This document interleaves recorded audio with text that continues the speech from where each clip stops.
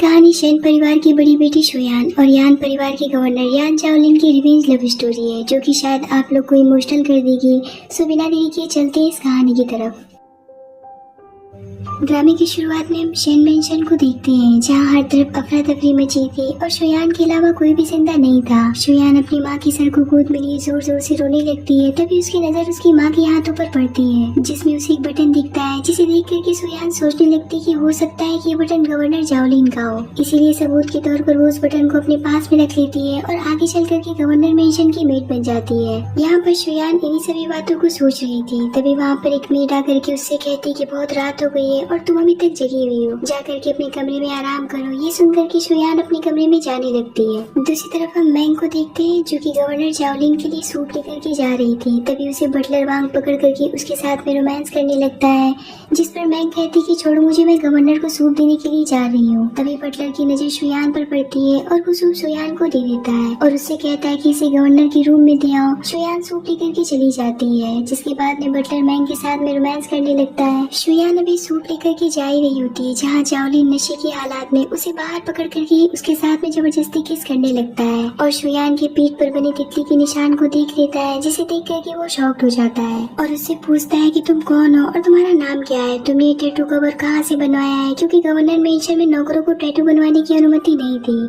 शुयान कुछ बताती नहीं है और डर के मारे वहाँ से भाग जाती है और अपने कमरे में जाकर के सोचने लगती कि इतनी मुश्किल से मैं यहाँ पर मेट बन पाई हूँ, अगर पकड़ी गई तो मेरी सारी मेहनत बेकार चली जाएगी। इसीलिए वो अपने टैटू को उसी समय चला करके मिटा देती है। अगली सुबह सबकी टैटू की चेकिंग होती है, जहाँ शुयान को पता चलता है कि रात में जिस लड़की ने उसके साथ में जबरदस्ती की थी वही गवर्नर चाओलिन था। चूँकि चाओलिन नशे में था और शुयान को उसने पीछे से पकड़ रखा था और उसकी पीठ पर तितली वाली टैटू को भी देखा था, इसीलिए वो सबकी तलाशी करवाता है। चाओलिन को शुयान पर शक होता है, क्योंकि उसे उसने पहले कभी भी नहीं देखा था, इसीलिए वो उसके पास जाकर के उसका नाम पूछता है, साथ में ये भी पूछता है कि कल रात तुम कहाँ थी। शुयान डर जाती है और झूठ बोल देती कि मैं तो अपने कमरे में आराम कर रही थी। मैंग सोचती कि आखिर ये झूठ क्यों बोल रही है। तभी असिस्टेंट सबको लालच देते हुए कहता है कि कल रात जो भी कोई सरदार के साथ में था, सच सच बता दो, मैं उसे गवर्नर मेंशन की हेड नौकरानी बना दूंगा, साथ में उसे एक असिस्टेंट नौकरानी भी दी जाएगी। ये सुनकर के मैंग अपना हाथ उठा देती है और कहती है कि मैं ही थी, जो कि सूप तो वही लेकर के जा रही थी, मगर बटलर ने उसे रोक करके शुयान के हाथों सूप भिजवा दिया था।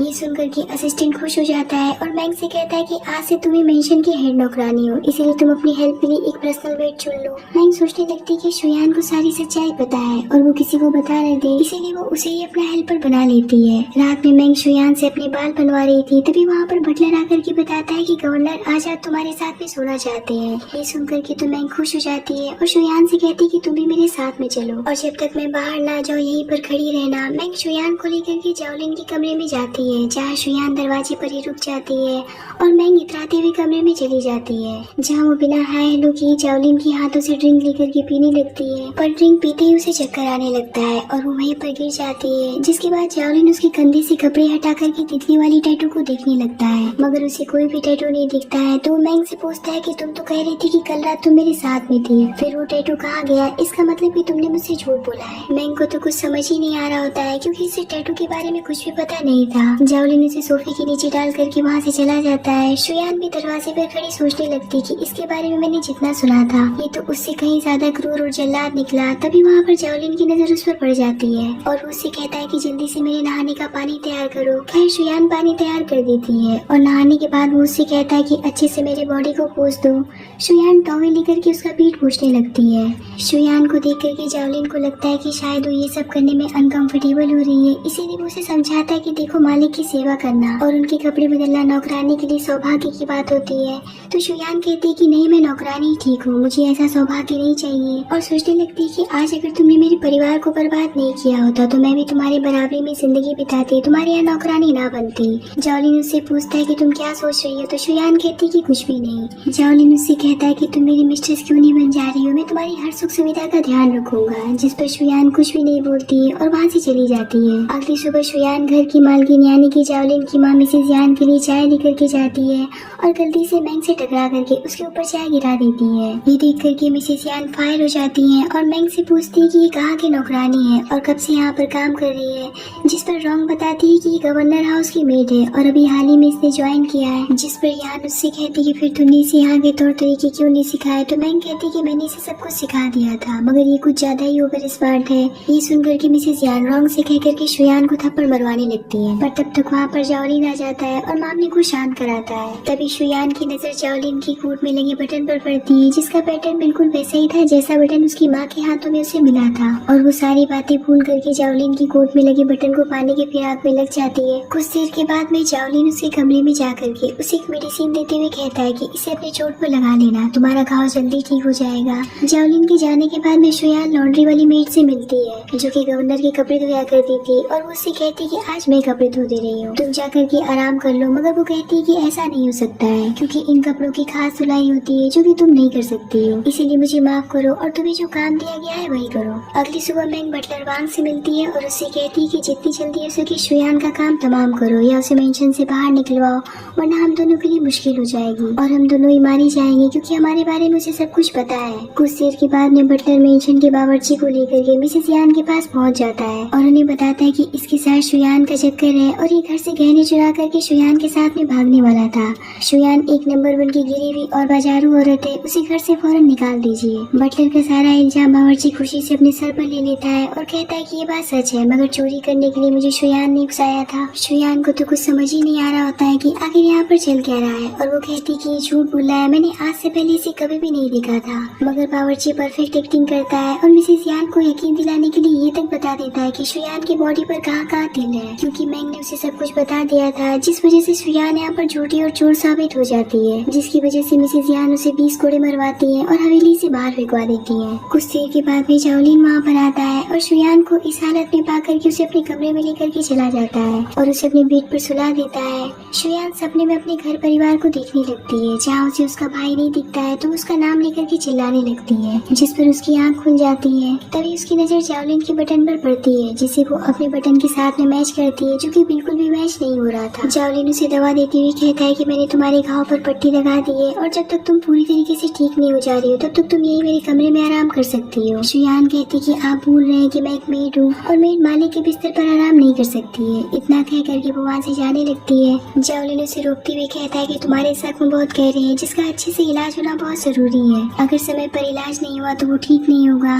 जिस पर शुयान सोचने लगती कि हाँ क्यों नहीं, तुमने मेरे पूरे परिवार को खत्म कर दिया और आज तुम्हारी माँ ने मुझे इतना मारा है और तुम्हें मेरे इलाज की चिंता हो रही है। जाओलिन उससे पूछता है कि एक बात बताओ, तुम्हारे पीठ पर जो तितली का टैटू था वो कहाँ गायब हो गया, क्या तुमने उसे मिटा दिया? जिस पर शुयान अनजान बन जाती है और कहती है कि कौन सा टैटू, मेरे पीठ पर कोई भी टैटू नहीं था और वो जो निशान आप देख रहे हैं वो आपकी माँ के कोड़ों के निशान है। इन दोनों की सारी बातें मैंग छुप करके सुन लेती है और वो समझ जाती है कि उस दिन जाओलिन इसी टैटू को ढूंढ रहा था। मैंग भी बिना देरी किए फौरन से जाकर के वैसा ही टैटू अपने कंधे पर बनवा लेती है। कुछ देर के बाद में रोंग जाओलिन के पास जाकर के कहती है कि मिसेस यान ने कहा है कि मैंग की तबीयत बहुत ज्यादा खराब है, इसीलिए आपको उसे देखने जाना चाहिए। जिस पर जाओलिन मैंग से मिलने के लिए चला जाता है और उससे पूछता है कि क्या हुआ जो तुम्हें मेरी माँ के थ्रू मेरे पास में मैसेज भिजवाना पड़ा। मैंग अपना टैटू दिखाते हुए कहती कि ज्यादा नहीं पर मैं थोड़ी सी बीमार हूँ। जाओलिन उसका टैटू देख लेता है और उससे पूछता है कि तुमने ये टैटू कब बनवाया। मैंग कहती है कि बचपन से मेरे कंधे पर है। तो जाओलिन कहता है कि पर तब ये तो नहीं था जब मैंने तुम्हें अपने कमरे में बुलाया था। तो मैंग कहती है कि खास प्रकार का टैटू है जो कि पिजन के ब्लड से बना हुआ है और जब मैं उत्तेजित होती हूँ तभी ये दिखता है। उस रात में उत्तेजित नहीं थी इसीलिए आपको नहीं दिखा। पर जाओलिन तो जाओलिन था। वो उससे पूछता है कि फिर उस रात के अंधेरे में तुम्हारा टैटू मुझे कैसे दिख गया था, तब तो तुम उत्तेजित नहीं थी या फिर यूं ही चलते फिरते उत्तेजित हो जाती हो। यहाँ पर मैंग फंस जाती है और बात को बदलती हुई कहने लग जाती है कि क्या आपको मुझ पर यकीन नहीं हो रहा है, एक तो मैं इतनी बीमार हूँ ऊपर से आप मुझ पर शक कर रहे हैं। जिस पर जाओलिन कहता है कि कोई बात नहीं है, जब तक तुम बीमार हो तुम्हें कोई भी काम करने की जरूरत नहीं है, तुम आराम करो, तुम्हें गवर्नर हाउस में कोई भी परेशान नहीं करेगा और किसी भी चीज की तुम्हें जरूरत हो तो मुझे बता देना। मैंग उसे थैंक्स कहते हुए कहती है कि चूंकि मैं बीमार हूँ इसीलिए मुझे एक हेल्पर की जरूरत है, आज रात के लिए शुयान को मेरे पास अगर भेज देते तो मुझे बहुत आराम मिल जाता है। जाओलिन कहता है कि ठीक है और वो शुयान को उसके कमरे में भेज देता है। शुयान को देख करके मैंग कहती कि अच्छा हुआ कि तुम यहाँ पर चली आई, चलो इस बार तो मैं तुम्हें माफ कर देती हूँ पर अगली बार से ध्यान रखना। इस बात पर शुयान उसे एक थप्पड़ मारती हुई कहती कि तुम क्या मुझे माफ करोगी, लगता है कि तुम भूल रही हो कि मैं सब कुछ जानती हूँ कि तुम्हारा चक्कर बटलर वांग के साथ में है और तुम गवर्नर को धोखा दे रही हो। अगर ये बात किसी को पता चल गई तो तुम्हें अंदाजा भी है कि तुम्हारे साथ में क्या होगा। अभी ये दोनों लड़ी रही होती है, तभी असिस्टेंट मेंग के लिए सूप लेकर के आ जाता है और शुयान को देकर के चला जाता है। जिसके बाद मेंग शुयान से कहती है कि इस बार मेरी गलती थी, इसीलिए मैं तुम्हें छोड़ रही हूँ, पर अगली बार से ध्यान रखना कि गवर्नर मुझसे बहुत प्यार करते हैं और मैं मिस्ट्रेस में उनकी पहली पसंद हूँ। पर शुयान इस पर कुछ भी नहीं बोलती है और वहाँ से चली जाती है। मेंग जैसे ही सूप पीती है तो उसे उल्टी आने लगती है और उसे उल्टी करते हुए मिसेस यान की मेड देख लेती है। मेंग भी सोचने लगती है कि कहीं मैं प्रेग्नेंट तो नहीं हो गई हूँ, पर ये बच्चा किसका है, कहीं बटलर वांग का तो नहीं है। इधर सुबह सुबह मेड जा करके मिसेस यान से बता देती कि कल रात मैंने मेंग को उल्टी करते हुए देखा था, कहीं वो प्रेग्नेंट तो नहीं हो गई है। ये सुनकर के मिसेस यान शॉक्ड हो जाती है और मेड को अपना जेट कंगन देते हुए कहती है कि ये सब तो ठीक नहीं हो रहा है, जल्दी से उसे हमारा स्पेशल सूप पिलाओ और मामले को यहीं पर रफा दफा करो। उनकी ऑर्डर पर मेड सूप लेकर के मेंग के पास चली जाती है और उसे पीने के लिए दे देती है। मेंग तो सूप को देख करके समझ जाती है, लेकिन फिर भी वो उससे पूछती है कि मेरे साथ में ऐसा क्यों हो रहा है। मेड बताती है कि यही सवेरे का नियम है, तुम गवर्नर के साथ में रात बिताई थी तो तुम्हें ये सूप पीना ही पड़ेगा। मेंग सूप तो ले लेती है, लेकिन वो उसे खुद नहीं पीती है और उसके जाने के बाद में शुयान को पिला देती है। कुछ देर के बाद में जाओलिन वहाँ पर आ जाता है तो मेंग उसके कपड़े उतारने लगती है, जिस पर जाओलिन उसे रोकते हुए कहता है कि तुम्हारी तबीयत ठीक नहीं है, तुम आराम करो, शुयान मेरी मदद कर देगी। जिस पर शुयान उसके कपड़े बदलवाने लगती है, लेकिन मेंग से ये सब देखा नहीं जा रहा था तो वो उससे कहती कि अब हो गया, जल्दी से जाकर के साहब मेरे नहाने का पानी गर्म करो। उसके जाने के बाद में मेंग जाओलिन से कहती कि मैं आपकी सेवा करना चाहती हूँ और आप है कि मुझसे दूर भाग रहे हैं। जाओलिन कहता है कि तुम्हारी तबीयत ठीक नहीं है, तुम्हें आराम की जरूरत है। इतना कह करके वो शुयान के पास चला जाता है और उसे पकड़ करके उसके घाव को देखने लगता है और उसे देखते हुए सोचता है कि जब पहली बार मैंने देखा था तब तो यहाँ पर एक टैटू था। इतने पर शुयान रोने लगती है तो जाओलिन उससे पूछता है कि क्या हुआ, आखिर तुम क्यों रो रही हो, मैं तो बस तुम्हारे घाव को देख रहा था, मैं चाहता हूँ कि तुम जल्दी से ठीक हो जाओ, तुम्हें मुझसे डरने की कोई भी जरूरत नहीं है, मैं तुम्हारे साथ कुछ भी नहीं करूँगा। इतना कह करके वो वहाँ से चला जाता है। उसके जाने के बाद में वहाँ पर मेंग आती है और शुयान से लड़ने लगती है, ये कहते हुए कि मैंने तुम्हें समझाया था कि तुम जाओलिन से दूर रहो, पर तुम तो और भी ज्यादा उसके करीब होती जा रही हो। तभी वहाँ पर एक और मेड आती है और मिसेस यान का दिया हुआ जेट कंगन गिरा करके तोड़ देती है और कंगन टूटने का इल्जाम शुयान पर लगाते हुए उसे बहुत मारती है और उसे काल कोठरी में बंद कर देती है, जहाँ पर बहुत सारे चूहे रहते हैं, जिन्हें देख करके शुयान को अपना घर याद आने लगता है। खैर किसी भी तरीके से करके वो वहाँ से बाहर भागने में सफल हो जाती है और गार्डन में टिंगलिन से टकरा जाती है। टिंगलिन जाओलिन का छोटा भाई है, जो कि सालों बाद विदेश से पढ़ाई करके आज घर वापस लौटा था। टिंगलिन उसे देख करके पहचान जाता है और उससे पूछता है कि तुम नैन्सी हो ना, लेकिन तुम यहाँ पर क्या कर रही हो। शुयान भी उसे पहचानती थी, मगर यहाँ पर वो उसे पहचानने से इनकार कर देती है और कहती है कि आपको कोई गलत फहमी हो गई है, मैं नैन्सी नहीं हूँ, मेरा नाम शुयान है, मैं गवर्नर मेंशन की मेड हूँ। तभी शुयान की नजर टिंगलिन के बटन पर पड़ती है, जो कि जाओलिन के बटन से बिल्कुल अलग थी। टिंगलिन उससे कहता है कि क्या सोच रही हो, मैं यान जाओलिन का छोटा भाई हूँ और मैं तुमसे अब्रॉड में मिला था। तब तक वहाँ पर जाओलिन आ जाता है और उसे देख करके कहता है कि आखिर तुम माँ से मिलने आ ही गए, वैसे एक बात बताओ कि तुम शुयान को कैसे जानते हो। जिस पर टिंगलिन कहता है कि ऐसा लगता है कि मैं उसे जानता हूँ, लेकिन मैं गलत हूँ, शायद मैं उससे कभी मिला ही नहीं हूँ। टिंगलिन बात को बदलते हुए कहता है कि छोड़िए न भैया, चलिए अब माँ से पहले मिलते हैं। और दोनों बात करते हुए अपनी माँ से मिलने चले जाते हैं। जब दोपहर में सभी खाना खा रहे थे तभी टिंगलिन की नजर बटलर वांग पर पड़ती है और वो खाना छोड़ करके उससे मिलने के लिए चला जाता है और उसे शुयान के बारे में पूछता है। बटलर बताता है कि वो गवर्नर हाउस की मेड है और मेंग के कमरे में रहती है, मगर उससे आपको क्या लेना, वो बहुत ही गंदी लड़की है और अभी हाल फिलहाल में आपकी माँ ने उसे 20 कोड़े मरवाए थे। ये सुनकर के टिंगलिन बहुत दुखी हो जाता है और उससे मिलने के लिए उसके कमरे में चला जाता है, जहाँ शुयान टिंगलिन से कहती है कि देखिए मैं एक नौकरानी हूँ, अगर मेरे साथ में आपको किसी ने देख लिया तो इससे आपकी बदनामी होगी और आपकी माँ मुझे और भी ज्यादा मारेंगी। जिस पर टिंगलिन कहता है कि मुझे दुनिया की परवाह नहीं है, मुझे तुम्हारा इलाज करने दो, क्योंकि मैं एक डॉक्टर हूँ और मरीज का इलाज करना डॉक्टर का धर्म होता है, इसीलिए मुझे तुम्हारे घाव पर दवा लगाने दो। मगर शुयान को घाव की कहाँ पड़ी थी, उसकी नजर तो उसके बटन पर थी और वो उससे पूछ ही लेती कि आपके कोट का बटन बहुत सुंदर लग रहा है, आपने इसे कहाँ से लिया। जिस पर टिंगलिन उसे बताता है कि इससे हमारे वंश और खानदान के उत्तराधिकारी की पहचान होती है, जिसे हमारा यान परिवार बहुत खास और यूनिक बनवाया है। खैर तुम इससे क्या लेना देना, तो मैं तुम्हारी घाव पर दवा लगा देता हूँ। शुयान कहती कि पर मैं वो लड़की नहीं हूँ जिसे समझ करके आप मेरी मदद करना चाहते हैं। टिंगलिन कहता है कि कोई बात नहीं है, फिर भी मैं तुम्हारी मदद करना चाहता हूँ। इतना कह करके वो उसकी घाव पर मेडिसिन लगाने लगता है और ऐसा करते हुए उसे मेंग देख लेती है और जाकर के मिसेस यान को बता देती है। ये सुनकर के तो मिसेस यान की गुस्से का कोई भी ठिकाना नहीं रहता और वो फौरन से शुयान को अपने पास से बुला करके उसे नील डाउन होने के लिए कहती है। टिंगलिन शुयान को प्रोटेक्ट करता है और अपनी माँ को समझाता है कि इसमें उसकी कोई भी गलती नहीं है, मैं ही उसके पास गया था। जिस पर मिसेस यान कहती है कि मुझे मत समझाओ और चुप रहो, इसकी इतनी हिम्मत भी कैसे होगी जो ये तुमसे दवा लगवा रही है, इसकी सजा तो इसे मिल करके रहेगी। इतना कह करके वो रोंग से कहती है कि इसे 20 थप्पड़ मारो। रोंग उसे थप्पड़ मारना शुरू कर देती है। रोंग ने उसे पहला थप्पड़ मारा ही था कि टिंगलिंग उसका हाथ पकड़ लेता है, मगर टिंगलिंग की इतनी औकात नहीं थी कि वो मिसेस यान के फैसले को रोक सके। उसे घर के नौकर पकड़ लेते हैं, लेकिन तब तक वहाँ पर जाओलिन आ जाता है और अपनी मदर से कहता है कि आप कब से गवर्नर हाउस की मेड को मारने लगी। जिस पर उसकी माँ कहती है क्योंकि तुम्हारे छोटे भाई को बहला फुसला करके अपने कमरे में ले गई थी। जाओलिन कहता है कि ऐसी बात नहीं है, टिंगलिंग को मैंने शुयान के इलाज के लिए उसके कमरे में भेजा था और आप ये बात कैसे भूल गई कि टिंगलिंग एक डॉक्टर है। इतना कह करके वो शुयान को गोद में उठा करके अपने साथ अपने मेंशन में लेकर के चला जाता है। जाओलिन के जाने के बाद में मिसेस यान अपने नौकरों से कहती है कि शुयान एक बड़ी मुसीबत है, इसीलिए जितनी जल्दी हो सके इसे रास्ते से हटाने का बंदोबस्त करो। इधर जाओलिन के पीछे पीछे टिंगलिंग भी चला जाता है और बिना देरी के शुयान को फांसी देने लगता है, जिसे देख करके तो जाओलिन की जेलसी का कोई भी ठिकाना नहीं रहता और वो उससे कहता है कि क्या तुम भूल गए हो कि तुम्हारी वजह से माँ इसे मार रही थी और फिर से तुम पीछे पीछे यहाँ तक चले आए। ये मेरी मेड है, मैं इसका केयर कर लूंगा, इसीलिए जितनी जल्दी हो सके यहाँ से निकल लो। जाओलिन की बातें सुन करके टिंगलिंग सोचने लगता है कि आखिर इसका इसके साथ में संबंध क्या है और ये शुयान के पीछे क्यों पड़ा है। यही सोचते हुए वहाँ से चला जाता है। उसके जाने के बाद में जाओलिन शुयान से पूछता है कि तुम इसे कैसे जानती हो, जिस पर शुयान कहती कि मैं उन्हें नहीं जानती हूँ, बस मैं पहली बार गार्डन में उनसे टकरा गई थी, तब से वो मेरी मदद करने के लिए मेरे पीछे पड़े हैं। हालांकि वो बहुत ही अच्छे और दयालु इंसान है। ये सुनकर के जाओलिन गुस्सा हो जाता है और उससे कहता है कि वो तुम्हें दवा दे रहा है तो बहुत दयालु लग रहा है और मैं तुम्हें दवा देता हूँ तो मैं बहुत बुरा इंसान लगता हूँ। आज से मैं भी तुम्हारे प्रति दयालु रहूंगा, इसीलिए मुझे भी दवा लगाने का मौका दो।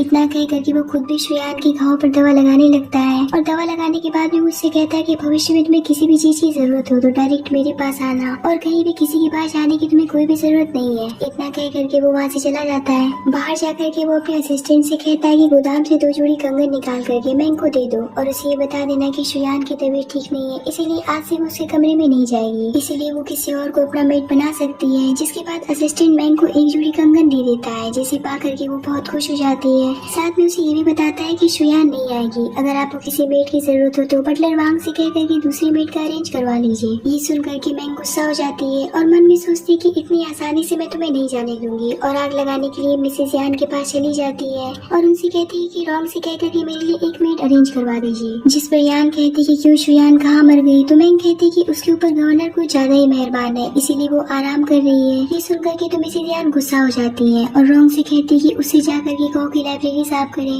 और जब तक पूरी लाइब्रेरी साफ नहीं कर लेगी उसे कोई भी खाना नहीं देगा। रॉन्ग कहती कि मगर लाइब्रेरी तो दूसरे युवा मास्टर टिंगलिंग की जगह है, क्या उसे वहाँ भेजना ठीक रहेगा? वैसे भी शुयान की नीयत ठीक नहीं है, वो उन्हें अपनी जान में फंसाना चाहती है। जिस पर मिसेस यान कहती कि उसकी चिंता तुम मत करो, इस बार अगर उसने ऐसा कुछ भी किया तो मैं उसे ऐसा सबक सिखाऊंगी कि वो जिंदगी भर याद रखेगी। तुम जल्दी से जा करके उसे लाइब्रेरी साफ करने के लिए कहो। रॉन्ग उसे लाइब्रेरी साफ करने के लिए भेज देती है। शुयान तो लाइब्रेरी की सफाई का काम पा करके बहुत खुश हो जाती है, क्योंकि वो भी कई दिनों से लाइब्रेरी में जाना चाहती थी। उसे शक था कि लाइब्रेरी में जाओलिन के खिलाफ उसे कुछ सबूत मिल सकता है और होता भी बिल्कुल ऐसा ही है। सफाई के दौरान उसे यान टिंगलिंग की फोटो मिल जाती है, जिसमें वो कुछ अलग दिख रहा था, तो वो उसे बहुत गौर से देखने लगती है। शुयान अभी फोटो देख ही रही थी, तभी वहाँ पर टिंगलिंग पहुँच जाता है, जिसे देख करके शुयान काफी घबरा जाती है, जिसकी वजह से वो ऊपर से गिरने वाली होती है, मगर टिंगलिंग उसे पकड़ लेता है। तो शुयान उससे कहती है कि प्लीज मुझसे दूर रहिए, अगर किसी ने आपको मेरे साथ देख लिया तो मैं मारी जाऊंगी। इस बार तो आपकी माँ मुझे जान से ही मार डालेंगी और हाँ, मेरी वजह से आपका कोट गंदा हो गया है तो इसे मुझे दे दीजिए, मैं इसे साफ करके आपको वापस कर दूंगी। जिस पर टिंगलिंग अपना कोट उसे दे देता है और वहाँ से बाहर चला जाता है। बाहर जाने के बाद में वो उस फोटो को जला देता है जिसे शुयान ने देख लिया था। अब टिंगलिंग ने उस फोटो को क्यों जलाया था ये तो आपको आगे ही पता चल पाएगा। इधर शुयान टिंगलिंग के बटन से अपने बटन को मैच करती है, जो कि लगभग सेम था, मगर 100% मैच नहीं कर रहा था। यहाँ पर शुयान को यकीन हो जाता है कि उसके परिवार की बर्बादी में टिंगलिंग का कोई भी हाथ नहीं है। टिंगलिंग एक इनोसेंट और अच्छा लड़का है। रात को जाओलिन जब घर आता है तो वो सोचता है कि शुयान को इतना कठिन काम करने के लिए दिया गया है और उसने ये बात मुझे नहीं बताई। यहाँ पर जाओलिन को शुयान पर शक हो जाता है, क्योंकि वो लाइब्रेरी टिंगलिंग का था और उसे लगता है कि शुयान ने जानबूझ करके उसे ये बात नहीं बताई ताकि वो अकेले में टिंगलिंग से मिल सके। मगर उसे ये बात भी पता थी कि जब तक वो लाइब्रेरी साफ नहीं कर लेगी तब तक उसे खाना नहीं दिया जाएगा। यही सोच करके वो उसके लिए खाना लेने के लिए किचन में चला जाता है और जब ये बात टिंगलिंग को पता चलती है तो वो भी शुयान के लिए खाना लेने के लिए किचन में भागता है, जहाँ वो जाओलिन से मिल जाता है, जिसे देख करके वो पूछता है कि बड़े भाई आप यहाँ पर क्या कर रहे हैं, और जल्दीबाजी में उसके सामने का खाना लेकर के वहाँ से भाग जाता है। जाओलिन मीट से पूछता है कि वो किसके लिए खाना लेकर के गया है, तो मीट बताते है कि शायद किसी लड़की के लिए ले गए हैं, मगर किसके लिए ले गए ये मुझे पता नहीं है। इधर टिंगलिंग भागते हुए खाना लेकर के शुयान के पास जाता है और उसे खाने के लिए देता है। टिंगलिंग का प्रेम देख करके तो शुयान भी हैरान हो जाती है और इससे पहले कि वो कुछ बोल पाती वो उसे समझाने लगता है कि देखो तुम बीमार हो और अगर समय पर खाना नहीं खाओगे तो जल्दी ठीक नहीं हो पाओगी, इसीलिए कुछ सोचो मत और जल्दी से खा लो। जब तक तुम खाना खा रही हो तब तक मैं यहाँ की सफाई कर देता हूँ। उसके कहने पर शुयान फल खाने लगती है और टिंगलिंग सफाई करने लगता है। तभी शुयान की नजर एक नोटबुक पर पड़ती है और उसे देखने के लिए दौड़ पड़ती है। यहीं पर हमें फ्लैशबैक में एब्रॉड का सीन दिखाया जाता है जहाँ शुयान और टिंगलिंग पहली बार मिले थे। ये कहानी प्रेजेंट में आती है जहाँ जाओलिन भी आ जाता है और शुयान से कहता है कि लाइब्रेरी की सफाई करने में तो तुम्हें बहुत मजा आ रहा होगा। टिंगलिंग समझ जाता है कि उसका भाई गुस्सा है इसीलिए वो ऐसा बोल रहा है, इसीलिए वो शुयान को प्रोटेक्ट करते हुए कहने लग जाता है कि इसने कुछ भी नहीं किया है, मैं इसके पास आया था क्योंकि माँ ने इसे सजा दिया था। जिस पर जाओलिन कहता है कि माँ तुम्हारी वजह से उसे सजा दे रही है और तुम हो कि और भी उसके करीब होते जा रहे हो, तुम जितना ही इससे दूर रहोगे उतना ही ये सेफ रहेगी। शुयान देखती कि यहाँ पर मामला बिगड़ने वाला है, इसीलिए वो टिंगलिंग से रिक्वेस्ट करके उसे बाहर भेज देती है। उसके जाने के बाद में जाओलिन उससे कहता है कि जल्दी से सफाई खत्म कर लो क्योंकि जब तक तुम यहाँ रहोगे मुझे नींद नहीं आएगी। इतना कह करके वो भी वहाँ से चला जाता है। जाओलिन के तुरंत जाने के बाद में एक लड़का शुयान को पीछे से पकड़ लेता है और उसी को सुंघा देता है, जिसकी वजह से शुयान बेचैन होने लगती है। जिसके बाद वो लड़का उसके साथ में जबरदस्ती करने लगता है। क्योंकि ये सब प्लान के तहत हो रहा था तो ये बात आग की तरह फैल जाती है। मेंशन की हलचल देख करके मिसेज यान भी हैरान हो जाती है और मैंग से पूछती कि आखिर हो क्या रहा है, इतना शोर क्यों मच रहा है। जिस पर मैंग कहती कि मैं आपको क्या बताऊं, आप चल करके खुद अपनी आंखों से देख लीजिए। इतना कह करके वो उन्हें लाइब्रेरी के पास लेकर के चली जाती है जहाँ अंदर से शुयान की चिल्लाने की आवाजें आ रही थी। चूँकि दरवाजा अंदर से बंद था इसीलिए मिसेज यान दरवाजे को तोड़वा देती है, मगर यहाँ पर मामला उल्टा पड़ जाता है और शुयान के साथ में जाओलिन मिल जाता है। जाओलिन को देख करके तो मैंग शॉक्ड हो जाती है और उससे पूछती कि आप यहाँ पर क्या कर रहे हैं। यही हम एक फ्लैशबैक में देखते कि जाओलिन जब लाइब्रेरी से अपने कमरे में जा रहा था तो वो सोच रहा था कि शुयान की तबीयत खराब है, इसीलिए उसे अकेला छोड़ना ठीक नहीं है और यही सोच करके वो वापस आ जाता है और शुयान को सूंडी से बचा लेता है। जिसके बाद शुयान जाओलिन को सेड्यूस करने लगती है। जाओलिन उसे रोकते हुए पूछता है कि आखिर तुम ये सब क्यों कर रही हो, जिस पर शुयान उसे बताते है कि मुझे गुंडे ने कुछ सुंघा दिया था। अब कहानी प्रेजेंट में आती है और जाओलिन और शुयान को साथ में देख करके मिसेस यान वहाँ से चली जाती है। उनके जाने के बाद में जाओलिन शुयान को अपने साथ अपने कमरे में लेकर के चला जाता है जहाँ शुयान उसे फिर से सेड्यूस करने लगती है। तभी जाओलिन की नजर उसके घाव पर पड़ती है और उसे उस रात वाली बात याद आती है और वो उससे पूछ लेता है कि उस रात तुम ही मेरे साथ में थी ना, जिसका शुयान कोई भी जवाब नहीं देती है और उसे किस करने लगती है। कुछ देर के बाद में जाओलिन अपने असिस्टेंट से कहता है कि जरा पता लगाओ कि टिंगलिंग और शुयान के बीच में क्या रिलेशन है और वो एक दूसरे को कैसे जानते हैं। साथ में ये भी पता लगाओ कि मास्क वाला लड़का कौन था जिसने शुयान पर अटैक किया था। इतना कह करके वो शुयान के पास चला जाता है, जिसके बाद वो दोनों एक दूसरे के साथ में नाइट स्पेंड कर बैठते हैं। अगली सुबह वो उसे किस करते हुए बहुत प्यार से समझाने लगता है कि देखो अब से तुम मेरी वुमेन हो, इसलिए तुम मेरे साथ मेरे कमरे में रह सकती हो, इससे किसी को कोई भी प्रॉब्लम नहीं होगी। तभी मीर चाय लेकर के आ जाती है तो जाओलिन मीर से कहता है कि अब से ये मेरे साथ मेरे कमरे में रहेगी, इसीलिए इसका सारा सामान मेरे कमरे में शिफ्ट कर दो और इसे नए कपड़े पहना करके अच्छे से तैयार कर दो। मीर शुयान को तैयार कर ही रही होती है तब तक वहाँ पर मैंग सूप लेकर के आ जाती है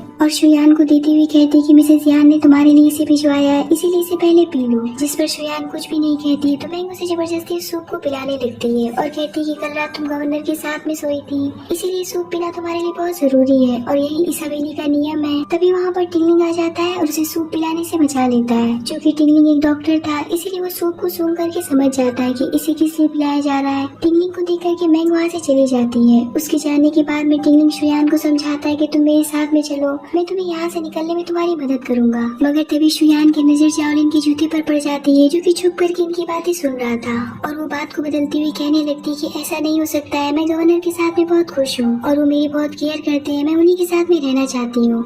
अब आप यहाँ से चले जाइए। ये सुनकर के टिंगलिंग कहता है कि ये असंभव है, मैं ये बात नहीं मान सकता हूँ कि तुम जाओलिन के साथ में रहना चाहती हो और तुम उसके साथ में खुश भी हो। तभी जाओलिन अंदर आ जाता है और टिंगलिंग से कहता है कि तुमने सुना नहीं कि उसने क्या कहा। उसने कहा कि वो मेरे साथ में बहुत खुश है, अब तुम यहाँ से निकल जाओ। इतना कह करके वो शुयान को साथ में लेकर के खाना खाने चला जाता है, जहाँ मिसेस यान कहती है कि यहाँ से बैठने के लिए आई हो या सबके लिए खाना भी लगाओगी। यान की बातें सुनकर के शुयान सबके लिए खाना परोसने लगती है। मैंग भी वही बैठी रहती है और खाना देख करके उसे वोमिटिंग आने लगती है, जिसकी वजह से वो वहाँ से भाग जाती है। कुछ देर के बाद में वापस आकर के वो मिसेस यान के पैर पकड़ करके कहने लगती है कि प्लीज मुझे अपने बच्चे को जन्म देने दीजिए। आखिरकार ये बच्चा आपके ही घर का खून है और अभी सबके सामने मैं आपसे वादा करती हूँ कि मैं शुयान और जाओलिन की निजी जिंदगी में कभी भी इंटरफेयर नहीं करूंगी। उसकी बातें सुनकर के तो जाओलिन भी हैरान हो जाता है और उससे कहता है कि एक बार डॉक्टर से चेक करवा लेते हैं और अपने असिस्टेंट को भेज करके डॉक्टर को बुलवाता है। चेक करने के बाद में डॉक्टर बताते हैं कि सही कह रही है, ये 1 मंथ प्रेग्नेंट है। ये सुनकर के मिसेस यान कहती है कि तुम अपने बच्चे की अच्छे से देखभाल करो और इसे जन्म दो, मैं इसकी जिम्मेदारी उठाने के लिए तैयार हूँ। जिस पर मैंग उन्हें थैंक्स कहती है और सोचने लगती है कि जाओलिन ने तो मुझे कभी छुआ तक नहीं है, फिर ये बच्चा उसका कैसे हो सकता है। यही सब सोच करके वो रात में उसके पास जाकर के उसे सीड्यूस करने लगती है, पर जाओलिन उसे अपनी ट्रिक से बेहोश करके शुयान को उठा करके अपने कमरे में लेकर के चला जाता है। सुबह शुयान की जब आँख खुलती है तो वो जाओलिन को अपने साथ देख करके चौंक जाती है और सोचने लगती है कि फिर से मेरे पास कैसे आ गए। जाओलिन उसका हाथ पकड़ करके पूछता है कि सच बताओ, उस रात अगर तुम मेरे साथ नहीं थी तो आखिर कौन था? अगर तुमने अपनी वर्जिनिटी किसी और के साथ में खो दी है तो गवर्नर का पूरा अधिकार है कि वो तुम्हारे साथ कुछ भी कर सकता है। ये सुनकर के शुयान डर जाती है और उसे बता देती कि हाँ, उस रात मैं ही आपके साथ में थी। जिस पर जाओलिन उससे पूछता है कि ये बात तुमने मुझे पहले क्यों नहीं बताई और अपनी जगह मैंग को क्यों भेजा? तुमने ऐसा इसीलिए किया ताकि टिंगलिंग को तुम्हारी सच्चाई पता न चल जाए। पर आज से एक बात ध्यान रखना कि तुम सिर्फ मेरी हो और तुम्हारे दिल में सिर्फ मेरी ही जगह रहनी चाहिए। उसमें अगर दूसरा कोई आया तो मैं उसे निकाल करके जानवरों को खिला दूंगा। इतना कह करके वो अपने ऑफिस में चला जाता है, जहाँ असिस्टेंट आकर के उसे बताता है कि वो मास्क वाला लड़का पकड़ा गया और वो मैंग का ही आदमी था। उसी के कहने पर उसने शुयान के साथ में जबरदस्ती किया था। ये बात सुन करके जाओलिन का खून खोल उठता है और वो मैंग से मास्क वाले लड़के के बारे में पूछने के लिए चला जाता है, पर तब तक तो मैंग इस दुनिया से जा चुकी थी। किसी ने उसका काम तमाम कर दिया था, जहाँ उसे मैंग का लिखा हुआ लेटर मिलता है, जिसमें लिखा हुआ था कि मैंग का अफेयर उसी मास्क वाले लड़के के साथ में चल रहा था और इसके पेट में पल रहा बच्चा भी उसी का था। पर मैंग के जाने का सबसे ज्यादा दुख मिसेस यान को होता है और इस बात के लिए वो शुयान को पूछने लगती है कि आज इसी की वजह से मैंग इस दुनिया में नहीं रही। ये सुनकर के असिस्टेंट मैंग का लिखा हुआ लेटर मिसेस यान को दे देता है, जिसे पढ़ करके वो खुद भी गुस्सा हो जाती है और मैंग पर थूकते हुए लेटर को फेंक देती है और बटलर को बुला करके उससे पूछने लगती है कि घर में इतना बड़ा कांड हो गया, मैंग इतनी गिरी हुई घटिया लड़की थी, आखिर ये बात तुम्हें पता क्यों नहीं चली? हालांकि वो बच्चा बटलर का ही था, मगर मैंग को इसने नहीं मारा था। अब मैंग को किसने मारा था इस बात का तो हमें आगे ही पता चल पाएगा।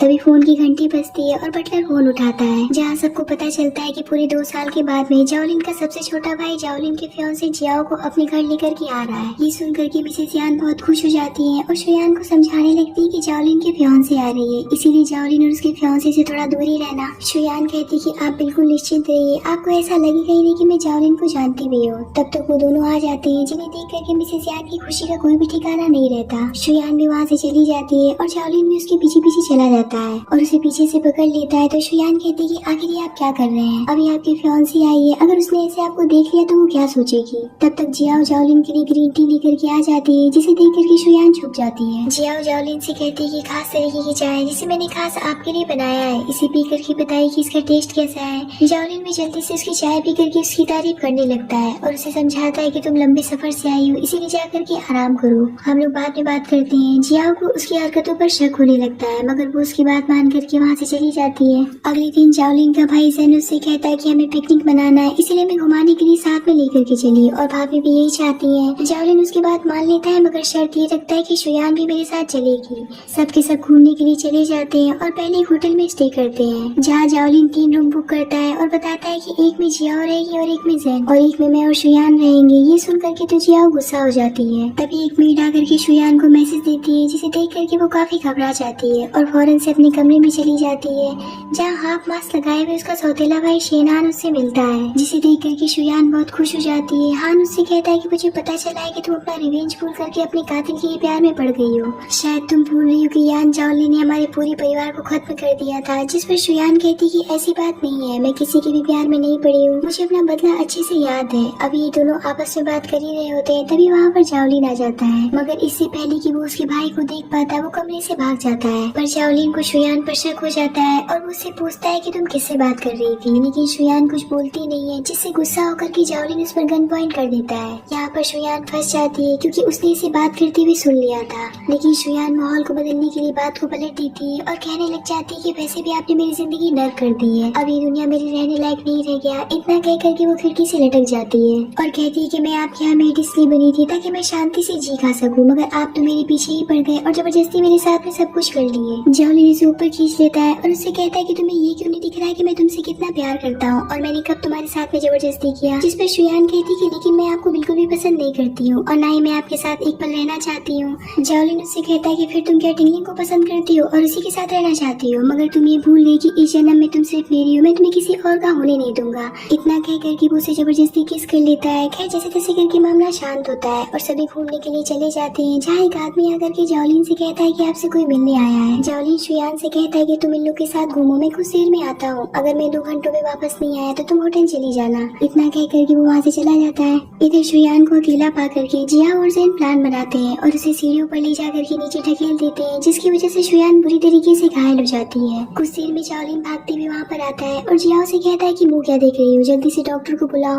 लेकिन जिया मुस्कुराती है और कहती है कि हम लोग शहर से बहुत दूर है, यहाँ पर कोई भी डॉक्टर नहीं आएगा। जाओलिन उसके इरादे को समझ जाता है और कहता है कि ठीक है, मगर इसका हिसाब मैं तुमसे बाद में लूंगा। इतना कह करके वो शुयान को लेकर के घर भागता है, जहाँ इलाज के बाद में डॉक्टर बताते हैं कि सर में गहरा चोट लगा है, इसीलिए इन्हें किसी बड़े अच्छे हॉस्पिटल में ले जाइए, क्योंकि कुछ कहा नहीं जा सकता है कि कब तक होश में आएंगी। ऐसी सिचुएशन में वो कोमा में या फिर मेमोरी लॉस जैसी प्रॉब्लम के शिकार हो सकती है। तभी टिंगलिंग में भागते हुए वहाँ पर आता है और शुयान की स्थिति को चेक करके जाओलिन को बताता है कि सर में काफी गंभीर चोट है। ऐसे में अंधेपन, कोमा या फिर मेमोरी लॉस होने का खतरा ज्यादा है, क्योंकि सर पर काफी गंभीर चोट लगी है और जब तक ये होश में नहीं आ जाती तब तक कुछ कहा नहीं जा सकता है, हमें होश में आने तक का वेट करना होगा। टिंगलिंग उसे एक दवा देता है और कहता है कि जब इसे होश आ जाए तो आप इसे खिला देना। इतना कह करके वो वहाँ से चला जाता है। उसके जाने के बाद में जाओलिन उसकी दी हुई दवा माउथ टू माउथ शुयान को खिला देता है, जिसे खाते वो होश में आ जाती है और होश में आती उसे एक थप्पड़ मार देती है और पूछती कि आखिर आप कौन है और आपकी हिम्मत भी कैसे हुई मुझे किस करने की। मतलब ये है कि शुयान की याददाश्त जा चुकी थी। जाओलिन अपने असिस्टेंट से कहता है कि जल्दी से टिंगलिंग को ले आओ। टिंगलिंग आकर के चेक करके बताता है कि इसकी याददाश्त जा चुकी है और कब तक वापस आएगी कुछ कहा नहीं जा सकता है। इतना बता करके वो वहाँ से जाने लगता है तो शुयान टिंगलिंग को जाते हुए बहुत गौर से देखने लगती है, जिस पर जाओलिन कहता है कि क्या हुआ, तुम उसे इतनी गौर से क्यों देख रही हो। शुयान कहती कि आप पागल हो क्या, इतने गुस्से में क्यों बोल रहे हो,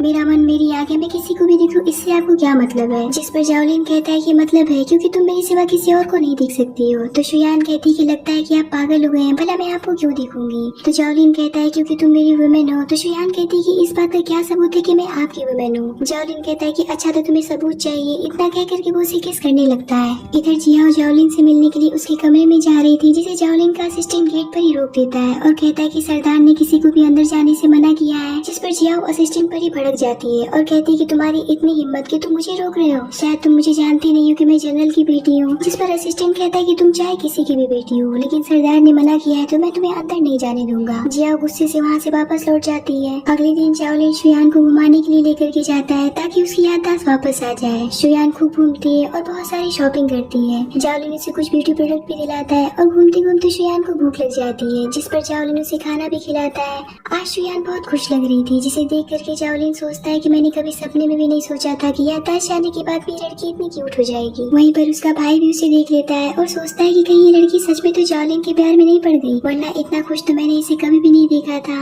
ये सब देखने के बाद भी वो अपने आदमियों से कहता है कि तैयार हो जाओ, जाओलिन से बदला लेने का समय आ गया है। जाओलिन जब घर पहुँचता है तो उसकी माँ उसे गुस्से से कहती है कि आखिर तुम करना क्या चाहते हो, गवर्नर होकर के भरी बाजार में एक नौकरानी के साथ घूम रहे हो। जाओलिन अपनी मदर से कहता है कि इस बात से आपको क्या प्रॉब्लम है। तो उसकी माँ कहती है कि अगर ये बात जियाओ के फादर को पता चल गई तो तुम्हें प्रॉब्लम हो जाएगी। शायद तुम ये बात भूल रहे हो कि जियाओ जनरल की बेटी है और तुम्हारी मंगेतर है। जिस पर जाओलिन कहता है कि मैंने ये बात कभी भी एक्सेप्ट नहीं किया था कि जियाओ मेरी मंगेतर है और मैं उससे शादी करूंगा। ये सुन करके तो उसकी मदर फायर हो जाती है और कहती है कि तुम्हें पता भी है कि तुम क्या बोल रहे हो, यान परिवार का वारिस कोई मेट नहीं दे सकती, तुम्हारी शादी तो जियाओ से हो करके रहेगी। जाओलिन कहता है कि मैं जियाओ से शादी नहीं करूंगा और यही मेरा अंतिम फैसला है। इतना कह करके वो वहाँ से चला जाता है। कुछ देर के बाद में उसे पता चलता है कि दक्षिणी गोदाम से हथियार माल लूट करके उसे आग लगा दिया गया है, जिस पर जाओलिन फौरन से अपने आदमियों के साथ गोदाम चला जाता है, जिसका फायदा उठा करके शुयान घर से भागने लगती है। तो मिसेस यान उससे पूछती कि तुम कहाँ जा रही हो। शुयान कहती कि इस बात से आपको क्या लेना है, मैं कहीं भी जाऊँ। ये सुन करके तो यान का पारा हाई हो जाता है, मगर रोंग उन्हें समझाती कि जब से इसे चोट लगाई ये पागल हो गई है, इसे कुछ भी याद नहीं है। ये सुन करके यान का गुस्सा शांत हो जाता है और वो कहती है कि जल्दी से पकड़ो इसे, ये भागने ना पाए। रोंग उसे पकड़ लेती है, पर इतने पर तो जियाओ उसे एक थप्पड़ मार देती है। तब तक वहाँ पर जाओलिन आ जाता है और जियाओ को थप्पड़ मारते हुए देख लेता है और अपने असिस्टेंट से कहता है कि अभी के अभी इसका सामान पैक करो और इसे इसके फादर के घर छोड़ाओ, ये अब यहाँ पर एक पल भी नहीं रहेगी। उसकी मदर चिल्लाती रह जाती है, मगर जाओलिन उनकी एक बात नहीं सुनता है और जियाओ को उसी समय उसके फादर के घर भिजवा देता है। जियाओ रोती हुई अपने घर पहुँचती है और सारी बातें अपने फादर को बताती है। उसके फादर उसे समझाते है कि जाने दो, वो पागल लड़का है, वैसे भी मुझे जाओलिन पसंद नहीं है। मैंने तुम्हारे लिए उससे भी अच्छा लड़का ढूंढ रखा है और उसका भी सबसे बड़ा दुश्मन जाओलिन ही है, और तुम उसके साथ में मिल करके जाओलिन से बदला ले लेना। इतना कह करके वो उस लड़के से उसे मिलवाने के लिए लेकर के जाते हैं, जहाँ वो लड़का कोई और नहीं बल्कि शुयान का भाई शेनहान था।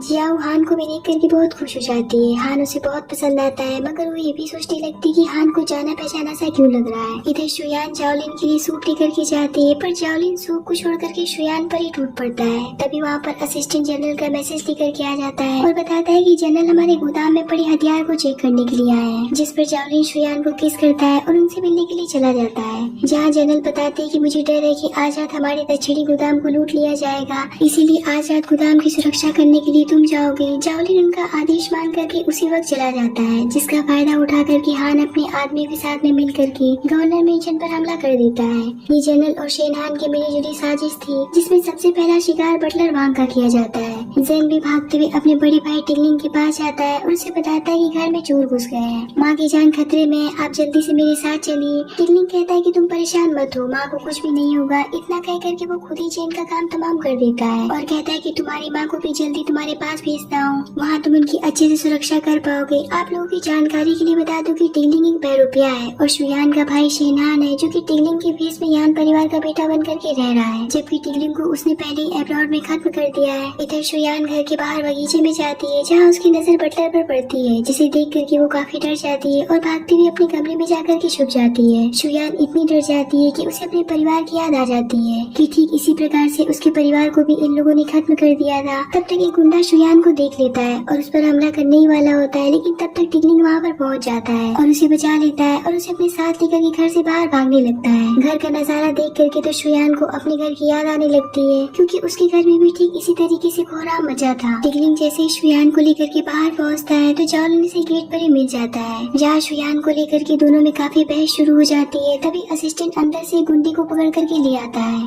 और बताता है कि आपकी माँ के सिवा यहाँ पर कोई भी जिंदा नहीं बचा है। ये सुन करके जाओलिन उस पर फायर कर देता है और शुयान से कहता है कि मैं आखिरी बार कह रहा हूँ कि तुम मेरे पास आ रही हो या नहीं।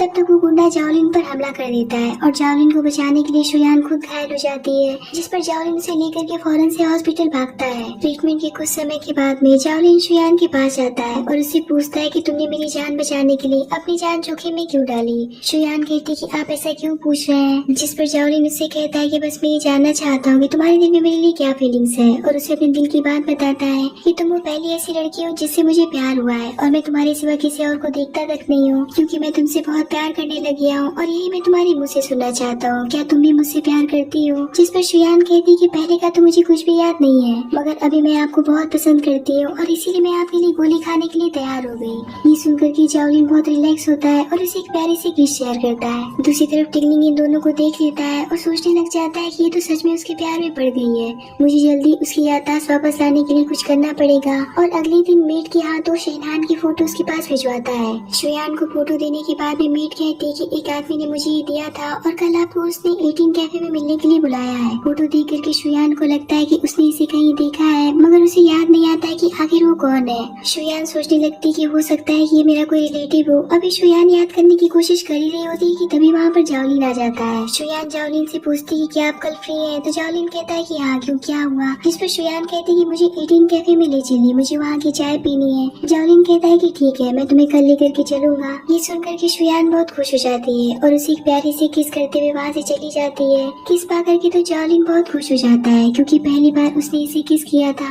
अगले सीन में जाओलिन उसे 18 कैफे में चाय पिलाने के लिए लेकर के जाता है और उसे अंदर बिठा करके खुद किसी काम के लिए चला जाता है। कुछ ही देर में हान जियाओ के साथ में वहाँ पर आ जाता है। हान को देख करके शुयान सोचने लग जाती है कि ये तो वही लड़का है जिसकी फोटो मुझे मेट ने दिखाया था, मगर ये जियाओ के साथ में क्या कर रहा है। शुयान हान को बहुत गौर से देखते हुए उसे पहचानने की कोशिश करती है। तभी जियाओ उसके पास में जाकर के उसके साथ बदतमीजी करने लगती है और कहती है कि यहाँ नौकरानी कब से चाय पीने के लिए आने लगी। ये सुनकर के शुयान कहती है घर से निकलते वक्त लगता है कि तुमने शीशा नहीं देखा था, वरना तुम्हें एहसास होता कि चाय भेड़ बकरियों की पीने की चीज नहीं है। हान भी अपनी बहन का सपोर्ट करते हुए जियाओ को समझाता है कि उससे बदतमीजी मत करो, लेकिन जियाओ कहाँ मानने वाली थी और बातों की लड़ाई हाथापाई पर उतर आती है, जिसकी वजह से शुयान नीचे गिर जाती है और फिर से उसके सर में चोट लग जाती है। हान उसे संभालने की कोशिश करता है पर तब तक वहाँ पर जाओलिन आ जाता है और शुयान को लेकर के अपने साथ चला जाता है। सेम जगह पर फिर से चोट लगने की वजह से शुयान की याददाश्त वापस आ जाती है और वो जाओलिन को देख करके सोचती है कि क्या मैं जाओलिन की वाइफ बन गई हूँ। अगर ये बात मेरे भाई हान को पता चलेगी तो वो बहुत गुस्सा करेगा। यहाँ पर वो फिर से कहती है कि मुझे फिर से 18 कैफे में ले चलिए, मैंने वहाँ की चाय नहीं पी है। जिस पर जाओलिन उसे समझाता है कि अभी तुम बीमार हो, घर से बाहर निकलना ठीक नहीं है, तुम घर पर ही आराम करो, मैं किसी को भेज करके तुम्हारे लिए वहाँ से चाय मंगवा दूंगा। शुयान यहाँ पर सोचने लगती कि अब तो ये मुझे घर से बाहर भी नहीं निकलने देगा, अब मैं अपने भाई से कैसे मिलूंगी। अगले दिन जाओलिन का असिस्टेंट उसे बताता है कि जिस कॉफी शॉप में शुयान का कल झगड़ा हुआ था, वहाँ पर जियाओ के साथ जिस लड़के को देखा गया था वो कोई और नहीं बल्कि शेन परिवार का बेटा शेनहान था। ये सुनकर के जाओलिन हैरान हो जाता है और सोचता है कि जब शेन परिवार पर हमला हुआ था तब मिस शेन ने उससे कहा था कि शुयान को समझाना कि इसमें तुम्हारी कोई भी गलती नहीं है, इसीलिए वो तुमसे रिवेंज ना ले। मगर जाओलिन को तो पता ही नहीं था कि शुयान उसकी घर की मेट बन चुकी है। उधर हान जनरल के साथ हाथ मिलाकर के जाओलिन को रास्ते से हटाने का प्लान बनाता है तो इधर शुयान घर से बाहर जाने की जिद कर रही थी, मगर घायल होने के कारण जाओलिन उसे जाने नहीं दे रहा था। तभी मेट चाय के साथ में शुयान के लिए उसके भाई का मैसेज लेकर के आ जाती है और उसी समय कोई जरूरी मैसेज लेकर के जाओलिन का असिस्टेंट भी आ जाता है, जिसे सुनकर के जाओलिन वहाँ से चला जाता है और शुयान को भागने का अच्छा मौका मिल जाता है, जिसका फायदा उठा करके शुयान अपने भाई हान से मिलने के लिए चली जाती है और उससे मिलकर के माफी मांगने लगती है और कहती है कि मुझे माफ कर देना, एक पल के लिए मैं अपना रिवेंज भूल करके जाओलिन के प्यार में पड़ गई थी। हान उससे कहता है कि कोई बात नहीं है, तुम कुछ दिन के लिए भटक गई थी। जिसके बाद हान उसे अपनी पूरी प्लानिंग बता देता है और बताता है कि इसमें कुछ पेपर्स और जाओलिन की स्टैम्प मोहर की जरूरत पड़ेगी, जिसे तुम अभी मुझे ला करके दे दो। शुयान वापस से गवर्नर मेंशन में चली जाती है और जाओलिन के ऑफिस से वो पेपर और मोहर चुरा करके हान को दे देती है, जिसे पा करके हान बहुत खुश हो जाता है और शुयान से कहता है कि अब तुम्हें कहीं भी जाने की जरूरत नहीं है, अब तुम्हें ही अपने भाई के साथ में रहो। कुछ देर के बाद में जियाओ हान के लिए चाय लेकर के आती है और शुयान को देख करके पूछती कि आखिर ये यहाँ पर क्या कर रही है और वो फिर से उसे जलील करने लगती है। इस बार शुयान गुस्सा हो जाती है और उसे एक थप्पड़ लगा देती है। गुस्से में जियाओ भी उसे मारने के लिए हाथ उठा लेती है, मगर हान उसका हाथ पकड़ लेता है और उससे कहता है कि तुम भूल गई हो कि तुम्हारे फादर की हवेली नहीं है, ये मेरा घर लाइट मेंशन है और तुम यहाँ पर किसी के साथ में बदतमीजी नहीं कर सकती हो। इस बात से नाराज होकर के जियाओ वहाँ से चली जाती है। उसके जाने के बाद भी शुयान हान से पूछती कि भाई आप इस मोहर के साथ में क्या करेंगे। हान कहता है कि इससे मैं अपने आसपास के राज्यों से जितना चाहूँ उतना हथियार निकाल सकता हूँ और जिसकी वजह से यान चाओलिन और जनरल जियांग दोनों ही आपस में लड़ करके मर जाएंगे और इसी का फायदा उठा करके मैं आसपास के सभी शक्तिशाली लोगों को खत्म कर दूंगा, जिसके बाद मैं इकलौता पावरफुल इंसान बन जाऊंगा और तब मैं इस शहर पर राज करूंगा। उसका प्लान सुन करके तो शुयान शॉक्ड हो जाती है और कहती है कि हमारा दुश्मन तो सिर्फ चाओलिन है, फिर जनरल और पूरे शहर को तबाह करने की क्या जरूरत है। शुयान उसे बहुत समझाती है मगर वो समझने के लिए तैयार नहीं होता और कहने लग जाता है कि जाओलिन के प्रेम में तुम पागल हो गई हो, इसीलिए तुम्हें कुछ समझ में नहीं आएगा। शुयान कहती कि तुम्हारा दिमाग खराब हो गया है, इसीलिए अभी तुमसे बात करना बेकार है। इतना कह करके वो अपने कमरे में चली जाती है, जहाँ उसे फिर से जियाओ मिल जाती है और पुरानी बातों को लेकर के फिर से उसे झगड़ने लगती है और इसी लड़ाई के चक्कर में ऊपर रखा बैग जियाओ के सिर पर गिर जाता है, जिसकी वजह से वो बेहोश हो जाती है। मगर उस बैग को देख करके शुयान शॉक्ड हो जाती है, क्योंकि उस बैग में भेष बदलने के सारे उपकरण रखे हुए थे, जिसे देख करके शुयान सब कुछ समझ जाती है कि टिगलिंग के भेष में जो आदमी उसके साथ में रह रहा था वो कोई और नहीं बल्कि उसका भाई शेनहान था और टिगलिंग को तो उसने पहले ही मार दिया था। तब तक वहाँ पर हान आ जाता है तो शुयान उससे पूछती कि तुमने टिगलिंग को क्यों मारा, उसने हमारा क्या बिगाड़ा था। जिस पर हान कहता है कि पूरा यान परिवार ही हमारा दुश्मन है, इसमें कुछ गलत नहीं किया है मैंने और अब जो करूँगा वो भी गलत नहीं होगा। अगले दिन हान जनरल को 300 किलो सोना गिफ्ट करता है और उन्हें बताता है कि कल मैं जियाओ और मेरी एंगेजमेंट पार्टी रख रहा हूँ, जिसमें मैं यान जाओलिन को भी इन्वाइट कर रहा हूँ। इधर असिस्टेंट हान का इन्विटेशन कार्ड जाओलिन को दे देता है। जाओलिन असिस्टेंट से शुयान के बारे में पूछता है तो असिस्टेंट कहता है कि उनका कुछ भी पता नहीं चल रहा है, मगर मुझे पूरी उम्मीद है कि वो हान के ही साथ में है। ये सब सुनकर के जाओलिन कहता है कि ठीक है, मैं किंग पैलेस जाऊंगा, मगर ये बात माँ को पता नहीं चलनी चाहिए। इतना कह करके जाओलिन पार्टी में चला जाता है, जहाँ वो शुयान को देख करके उससे पूछता है कि मैं काफी समय से तुम्हें ढूंढ रहा हूँ, आखिर तुम कहाँ थी। तो हान कहता है कि ये पूछने की तुम्हारी औकात नहीं है, पार्टी में आए हो इसे एंजॉय करो। तभी वहाँ पर जियाओ भी आ जाती है और जाओलिन से कहती है कि अच्छा वो तुम यहाँ आ गए, यहाँ आकर के तुम्हारी औकात तो तुम्हें पता चली गई होगी। इसकी इतनी सारी बकवास सुन करके शुयान भी वहाँ से चली जाती है, जहाँ वो अपने भाई को किसी से बात करते हुए सुन लेती है कि वो किसी से कह रहा था कि पार्टी में पहले से जनरल को निपटा दो और अफवाह फैला दो कि जाओलिन के आदमी ने उन्हें मार दिया, जिसके बाद जनरल के आदमी जाओलिन को खत्म कर देंगे। उनकी प्लानिंग सुन करके शुयान सहम जाती है, पर हान उसे देख लेता है, जिसके बाद वो उसे पकड़ करके कमरे में बंद कर देता है, जहाँ उसे उसके फादर की लिखी हुई एक डायरी मिलती है, जिसमें लिखा हुआ था कि हान हमारे पूरे परिवार को खत्म करके अपने फादर का बदला लेना चाहता है, लेकिन मैंने उसके फादर को नहीं मारा था, बल्कि मैंने उसके फादर की मदद की थी। यहाँ पर शुयान को हान की सारी सच्चाई का पता चल जाता है कि वो कितना बड़ा साइको और पागल है। उसी ने इसके परिवार को खत्म कर दिया और सारा इल्जाम जाओलिन पर लगा दिया था। शुयान जाओलिन को बचाने के लिए दरवाजा तोड़ करके बाहर निकल जाती है और हान के गुंडों से जम करके फाइट करती है। यहाँ हमें एक फ्लैशबैक दिखाया जाता है, जहाँ शुयान जब छोटी थी तब उसके फादर ने उसे मार्शल आर्ट और गन चलाना दोनों ही सिखाया था। उधर पार्टी में प्लान के हिसाब से जनरल पर हमला हो जाता है और जनरल का काम तमाम हो जाता है, जिसकी वजह से पार्टी में अफरा तफरी मच जाती है और हान और जाओलिन एक दूसरे पर गन पॉइंट कर लेती है। तब तक वहाँ पर शुयान आ जाती है और हान से कहती है कि तुम कितने बड़े साइको निकले। हान कहता है कि क्या बकवास कर रही हो, मैं तुम्हारा भाई और तुम्हारे परिवार का बदला ले रहा हूँ। शुयान कहती है कि मुझे पता चल गया है कि तुम क्या कर रहे हो। हान समझ जाता है कि उसे सब कुछ पता चल चुका है, इसीलिए वो उससे कहता है कि पहले तुम्हारे फादर ने मेरे फादर को मारा था, इसीलिए मैंने ये सब किया। शुयान कहती है कि जब मेरे फादर ने तुम्हारे फादर को मार ही दिया था तो वो तुम्हें क्यों छोड़ देते और दुश्मन की बेटी को गोद लेकर के मेरा भाई क्यों बनाते। यहाँ पर सब कुछ क्लियर हो जाता है कि ड्रामे का मेन विलेन शुयान का सौतेला भाई हान था, और ये सब जानने के बाद में वो जाओलिन पर फायर कर देता है, जिसे बचाने में असिस्टेंट भी मारा जाता है। ये देख करके शुयान हान पर फायर कर देती है, जिसमें हान बुरी तरीके से घायल हो जाता है। अंत में हान एक बड़े से बम में आग लगा देता है। ये देख करके जाओलिन शुयान को लेकर के बाहर भागता है और शुयान की जान बचा लेता है, मगर शुयान बेहोश हो जाती है और हान की कहानी घर के साथ ही खत्म हो जाती है। तभी वहाँ पर एक सिपाही आकर के जाओलिन से कहता है कि देश में जंग छिड़ गई है और आपको अभी जंग के लिए निकलना पड़ेगा। ये सुन करके जाओलिन शुयान के हाथ में एक लेटर पकड़ाता है और उसकी फॉरहेड पर किस करके वहाँ से चला जाता है। शुयान जब होश में आती है तो उस लेटर को पढ़ती है, जिसमें लिखा हुआ था कि ये जीवन कितना छोटा है, काश हम जिंदगी भर एक दूसरे के साथ रह पाते। लेटर पढ़ करके शुयान की आंखों से आंसू निकल आते हैं और अगले दिन उसे खबर मिलती है कि जाओलिन लड़ाई में शहीद हो गया और उसकी प्रेम कहानी अधूरी रह गई। दरअसल में जाओलिन शुयान को बचपन से ही प्यार करता था और उसकी तितली वाली टैटू को देख करके उसे पहचान गया था, मगर शुयान उसे पहचान नहीं पाई और ये राज भी उसी के साथ में खत्म हो गई। और इसी के साथ में इस ड्रामे की यहीं पर एंडिंग होती है।